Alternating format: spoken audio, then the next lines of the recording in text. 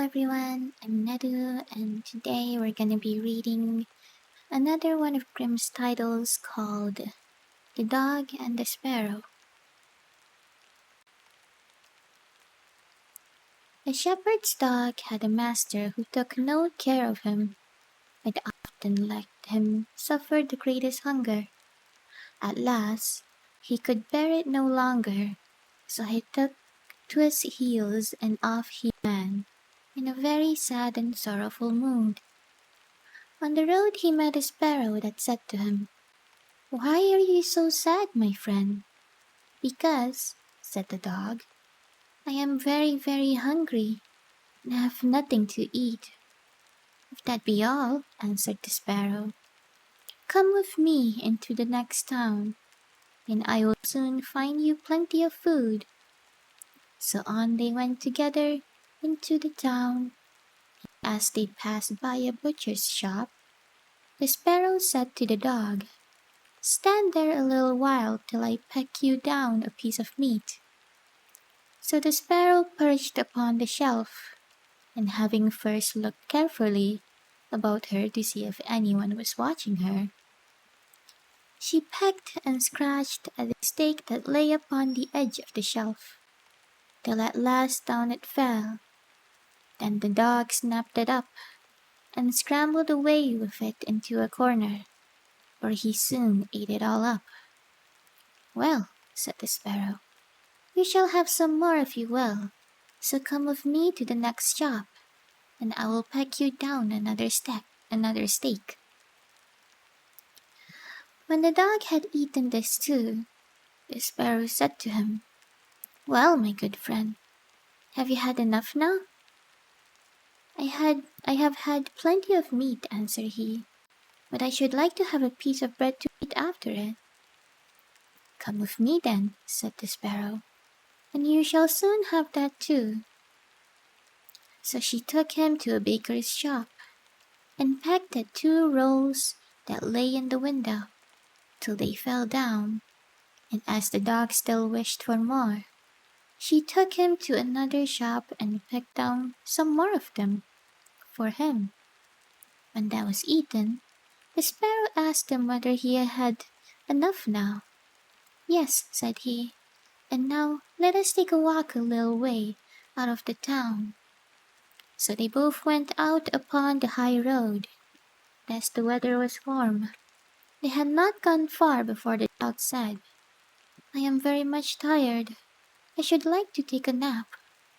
"Very well," answered the sparrow, "do so, and in the meantime I will perch upon that bush."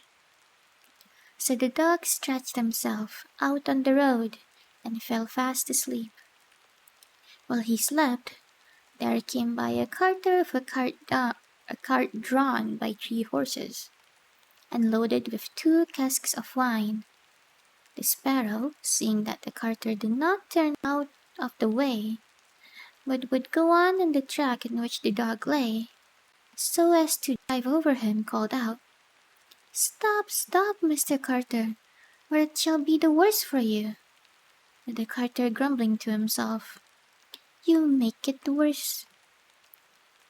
You make it the worse for me indeed." "What can you do?" cracked his whip, and drove his cart over the poor dog, so that the heels crushed him to death. "There," cried the sparrow, "thou cruel villain, thou hast killed my friend the dog. Now mind what I say, this deed of thine shall cost thee all thou art worth." "Do your worst and welcome," said the brute. "What harm can you do me?" and passed on. But the sparrow crept under the tilt of the cart, and pecked at the bung of one of the casks till she loosened it, and then all the wine ran out, without the carter seeing it. At last he looked around, and saw that the cart was dripping, and the cask quite empty. "What an unlucky wretch I am!" cried he. "Not wretch enough yet," said the sparrow, as she alighted upon the head of one of the horses, and pecked at him till he reared up and kicked. When the carter saw this, He drew out his hatchet and aimed a blow at the sparrow, meaning to kill her, but she flew away, and the blow fell upon the poor horse's head with such force that he fell down dead. "Unlucky wretch that I am!" cried he. "Not wretch enough yet," said the sparrow. And as the carter went on with the other two horses, she again crept under the tilt of the cart and pecked out of the bung of the second cask, so that all the wine ran out. When the carter saw this, he again cried out, "Miserable wretch that I am!" But the sparrow answered, "Not wretched enough yet," and perched on the head of the second horse, and pecked at him too. The carter ran up and struck at her again with his hatchet, but away she flew, and the blow fell upon the second horse, and killed him on the spot. "Unlucky wretch that I am!" said he. "Not wretched enough yet," said the sparrow, and perching upon the third horse, and she began to peck him too. The carter was mad with fury, and without looking about him, or caring what he was about, struck again at the sparrow, but killed his third horse as he done the other two. "Alas, miserable wretch that I am!" cried he. "Not wretch enough yet," answered the sparrow, as she flew away. "Now will I plague and punish thee at thy own house." The carter was forced at last to leave his cart behind him, and to go home overflowing of rage and vexation.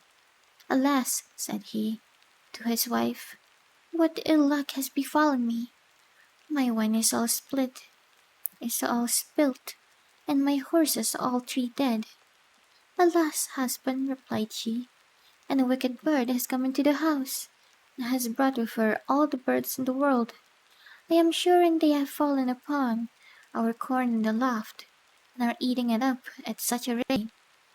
Away ran the husband upstairs, and saw thousands of birds sitting upon the floor, eating up his corn, with the sparrow in the midst of them. "Unlucky wretch that I am!" cried the carter, for he saw that the corn was almost all gone. "Not wretch enough yet," said the sparrow. "Thy cruelty shall cost thee thy life yet." And away she flew.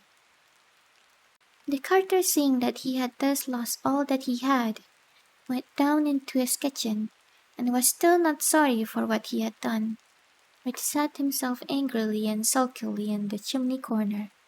But the sparrow sat on the outside of the window, and cried, "Carter, thy cruelty shall cost thee thy life." With that he jumped up in a rage, seized his hatchet, and threw it at the sparrow, but it missed her, and only broke the window. The sparrow now hopped in, perched upon the window seat, and cried, "Carter, it shall cost thee thy life." Then he became mad and blind with rage, and struck the window seat with such force that he cleft it in two. And as the sparrow flew from place to place, the carter and his wife were so furious that they broke all their furniture, glasses, chairs, benches, the table, and at last the walls, without touching the bird at all. In the end, however, they caught her, and the wife said, "Shall I kill her at once?" "No," cried he, "that is letting her off too easily. She shall die a much more cruel death. I will eat her." But the sparrow began to flutter about, and stretch out her neck, and cried, "Carter, it shall cost thee thy life yet." With that he could wait no longer, so he gave his wife the hatchet, and cried, "Wife, strike at the bird and kill her in my hand." And the wife struck, but she missed her aim, and hit her husband on the head, so that he fell down dead, and the sparrow flew quietly home to her nest.